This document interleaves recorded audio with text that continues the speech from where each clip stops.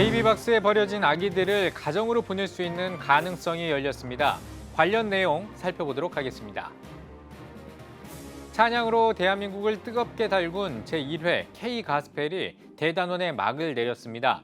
어떤 참가자들이 있었는지 또 최종 우승자는 누구였는지 그 현장에 다녀왔습니다. 한국창조과학회가 창립 40주년을 맞아 학술대회를 개최했습니다. 한국창조과학회 측은 학술대회를 통해 앞으로의 비전과 창조과학의 의의를 확인했습니다.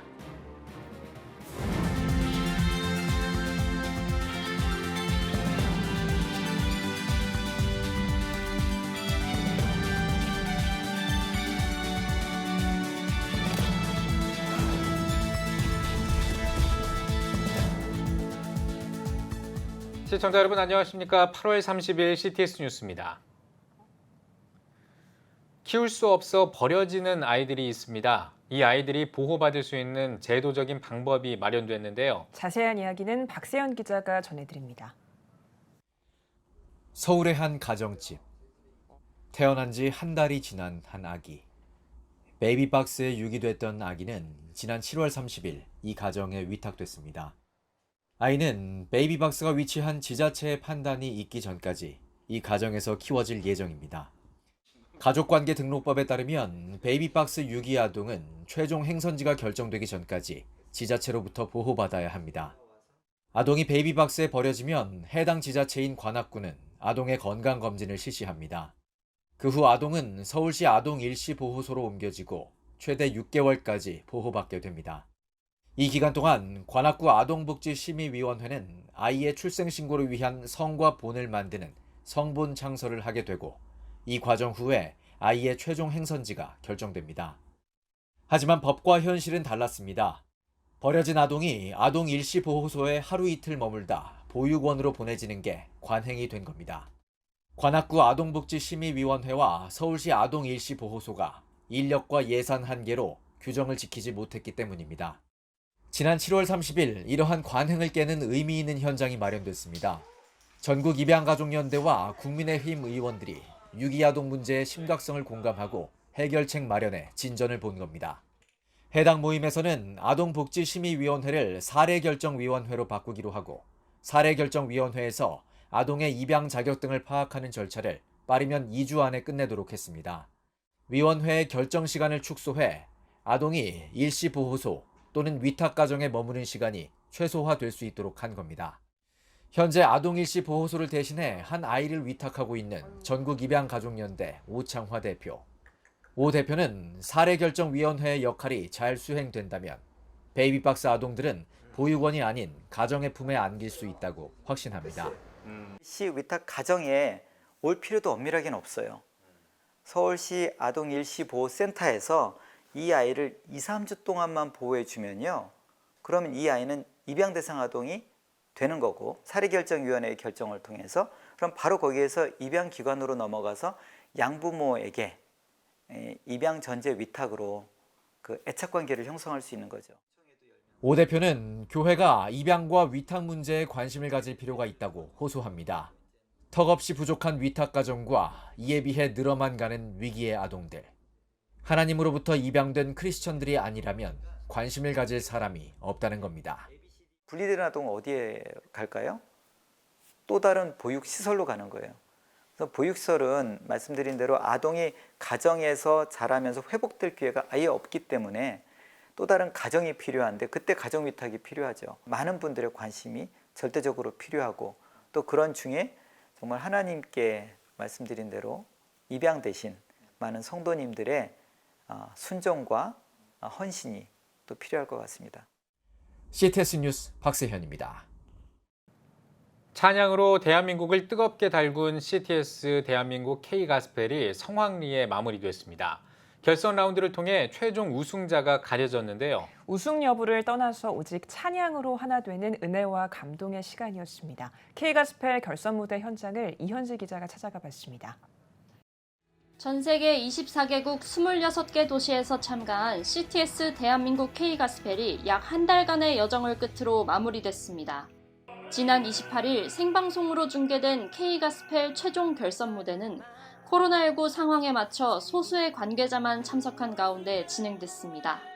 행사 관계자 전원에게는 자가진단 키트를 통한 코로나19 PCR 검사가 이뤄졌습니다. 유튜브와 줌을 통해 실시간으로 참여한 시청자들은 열띤 응원과 성원을 보냈습니다. 가수 알리, 전용대 목사, 김문정 음악감독, 하덕규 교수, 송정미 찬양사역자, 김문택 교수, 연평한 작곡가까지 7명의 심사위원들도 아낌없는 격려와 조언으로 함께했습니다. 네, 무엇보다도 이런 가스펠을 위한 경연이 공식적으로 이렇게 방송화, 체계화돼서 생기게 돼서 너무 기쁘고요. 가스펠이나 CCM의 음악은 또 이렇다, 이래 왔다라는 편견을 깬 다양한 음악들이 나와서 음악으로서 사역할 수 있는 참 감사한 은혜를 받는 입장에서 그 감사함을 정말 진정성 있게 잘 표현하고 믿지 않는 사람들에게도 음악성으로도 승부수를 할 수 있는 결선 진출팀에는 에필로그, 찐남매 워십, 김미진, 김지훈 등 총 14팀이 올라왔습니다. 경쟁과 우승을 위한 긴장이 아니라 찬양에 대한 열정으로 자리를 빛낸 참가자들. 이 중 대상에는 에너지 넘치는 무대와 환상의 호흡을 보여준 찬양팀 JM이 이름을 올렸습니다. 이어 금상 정은주, 은상 오장환, 동상에는 곽은기와 이혜진이 각각 수상했습니다.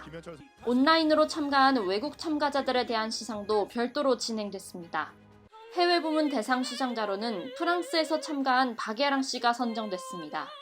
외국인 특별상에는 불가리아의 안나 마리아 펜코바, 일본의 사무엘송, 미국에서 참가한 원 AM과 김한나가 수상했습니다.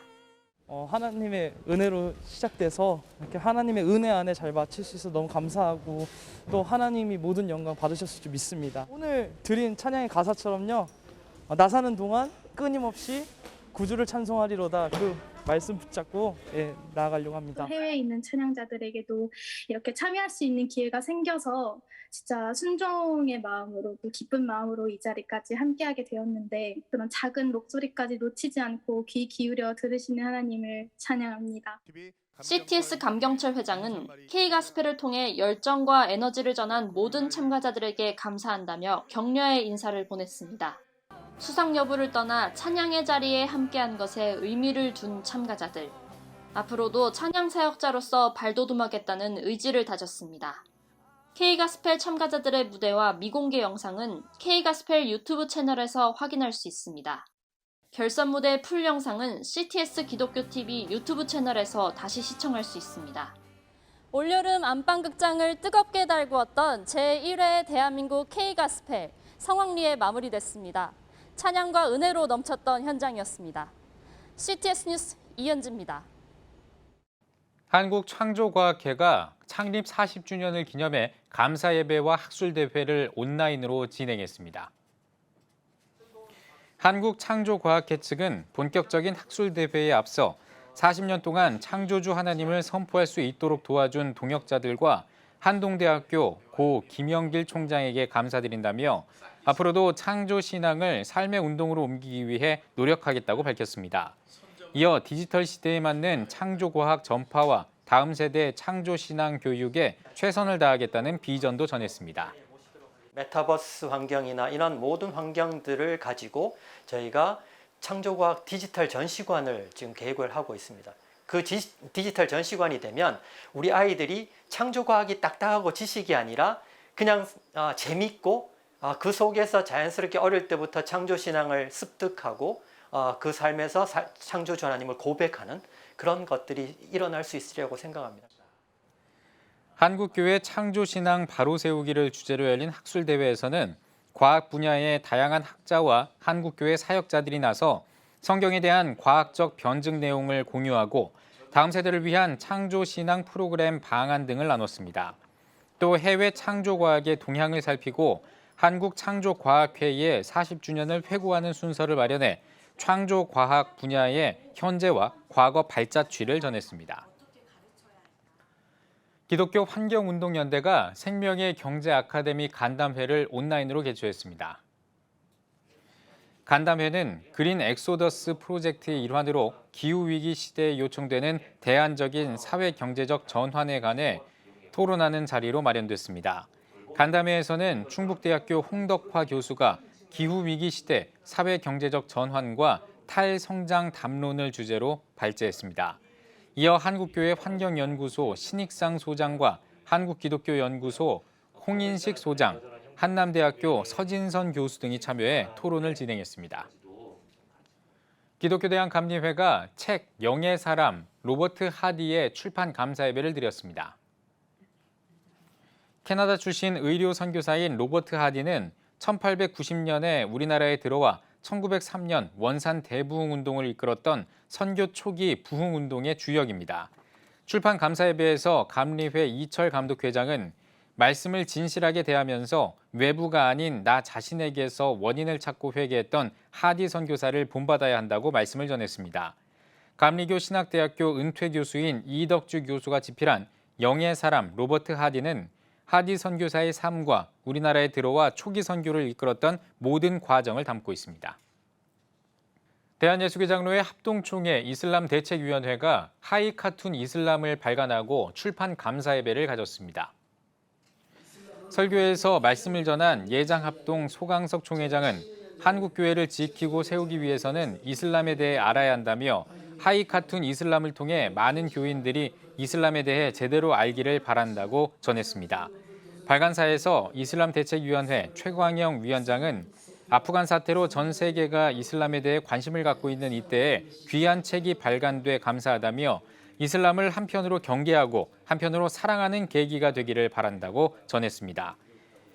초등학교 고학년 어린이와 청소년들이 이슬람에 대해 이해할 수 있도록 돕기 위해 발간한 하이 카툰 이슬람은 VR과 QR 영상 등 다양한 멀티미디어 콘텐츠를 포함해 구성했습니다. 감염병 예방법 위반 등의 혐의를 받는 신천지 이만희 교주의 항소심 3차 공판이 열렸습니다. 재판에 증인으로 참석한 국립보건연구원 권준욱 원장은 코로나 1차 대유행 당시 대구에서 확진자가 폭발적으로 늘어났다며 특정 종교 집단으로부터 전파 양상이 나타났다고 진술했습니다. 또 당시 신천지 정황상 역학조사를 위해서는 전체 시설 현황과 교인 명단이 필요했다면서 확진자를 찾으려면 해당 법률에 근거해 역학조사를 할 수밖에 없었다고 밝혔습니다. 앞서 이 교주는 원심에서 징역 3년에 집행유예 4년을 선고받은 바 있습니다. 세에덴교회가 2021 작년 여름 거룩한 초연결 기도회를 온 오프라인으로 개최했습니다. 지난 22일부터 나흘 동안 진행한 기도회에서는 세에덴교회 소강석 목사가 감추인 만나를 찾으라와 만나를 어떻게 먹었는가 등을 제목으로 말씀을 전했습니다. 또 교회 세대 연결 기도회와 수험생 축복 연결 기도회 등 다양한 순서도 진행했습니다. 세에덴 교회는 거룩한 초연결 기도회를 통해 창의적 발상의 영적 소통과 신앙 부흥의 역사를 만들어냈다며 코로나19를 극복하는 거룩한 초연결 슈퍼 처치를 이룰 것을 기대한다고 전했습니다. 실로암 시각장애인 복지관이 2021년 하반기 효명 장학금 수여식을 온 오프라인으로 동시 진행했습니다. 실로암 장애인 복지회 김선태 이사장은 코로나19 가운데서도 시각장애인 장학 사업을 진행할 수 있어 감사하다며 앞으로 시각장애인들이 세상을 밝히는 인재가 되길 소망한다고 전했습니다. 이어 3차에 걸친 심사를 통해 선정한 시각장애인 대학생 15명에게 장학금 총 4,900만 원을 전달했습니다. 실로암 장애인 복지관은 효명 장학금을 통해 국내뿐만 아니라 개발도상국 장애학생 지원 사업을 진행하고 있습니다. 지난 40여 년 동안 1,400명가량의 대학생들에게 약 22억 원의 장학금을 수여했습니다.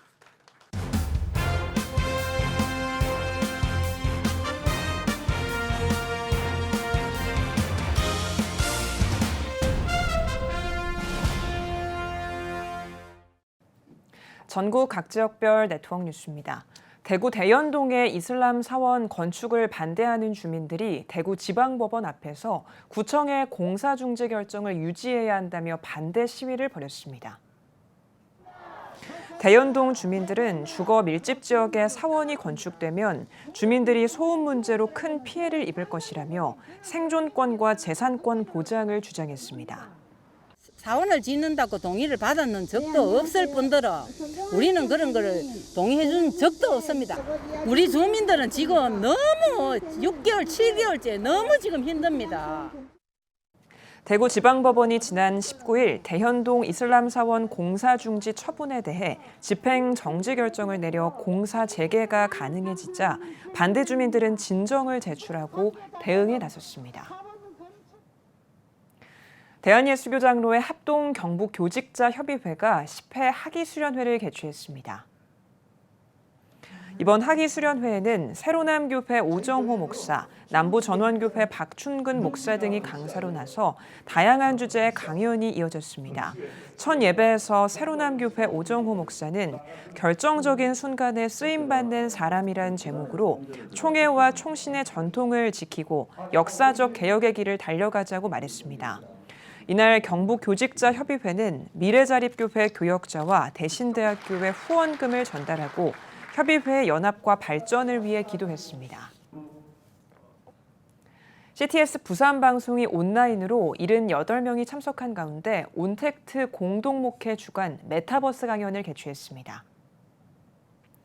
메타버스 교회학교 저자 행복나눔교회 김현철 목사는 코로나19 상황에서 효과적으로 교회 교육을 이어갈 방법을 찾게 됐다며 교회의 규모와 상관없이 예배와 주일학교를 진행할 수 있는 프로그램을 만들었다고 전했습니다.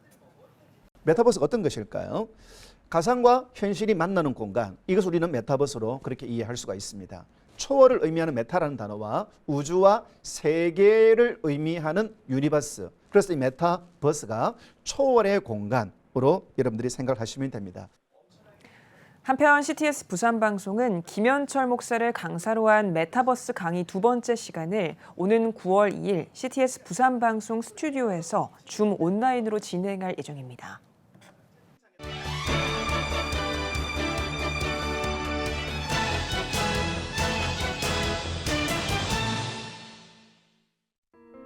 초대교회를 통해 21세기 교회가 갈 길을 보여주는 우리가 몰랐던 1세기 교회입니다. 예수의 등장과 그리스도 공동체의 발발, 그리고 예수운동으로 이어지는 1세기 역사는 격동의 시기였습니다.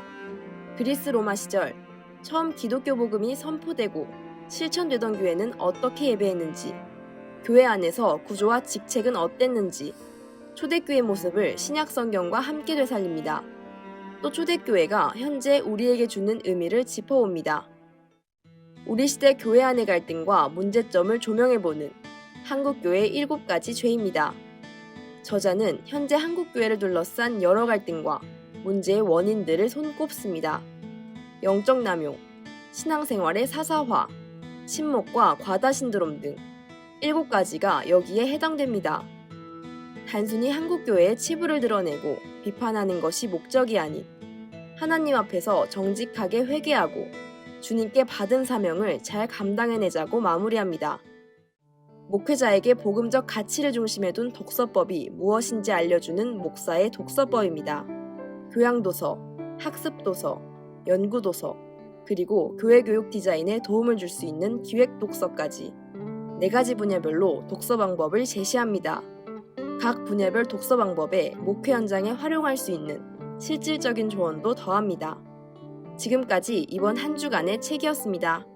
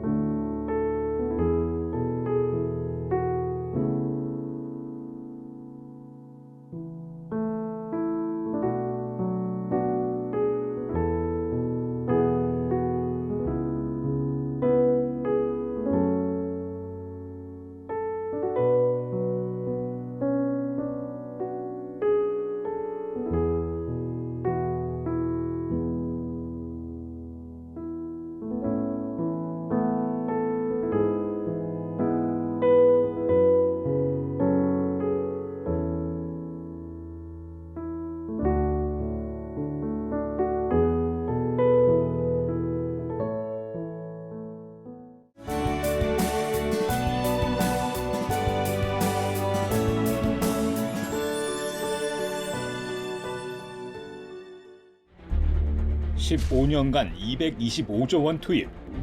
하지만 매년 하락하는 합계 출산율.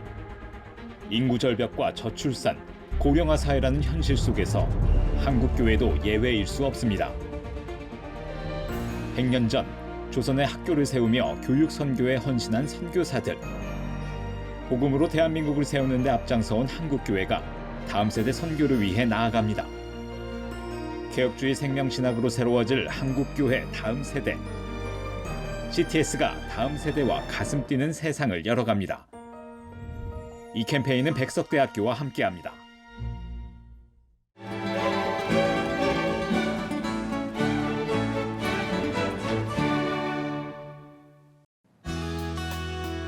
내일은 전국이 대체로 흐리겠습니다. 아침 최저기온은 20도에서 24도, 낮 최고기온은 24도에서 29도가 되겠습니다. 주간 날씨 봅니다. 9월 1일과 2일은 전국 대부분 지역에 비가 오겠습니다.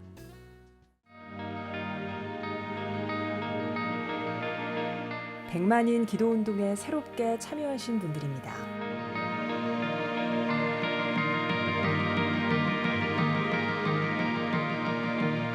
백만인 기도운동을 통해 보내주신 후원금은 국내는 물론 전 세계를 향한 CTS의 영상 선교 사역을 위해 소중하게 쓰이고 있습니다. CTS 뉴스 오늘 순서 여기까지입니다. 시청해주신 여러분 고맙습니다.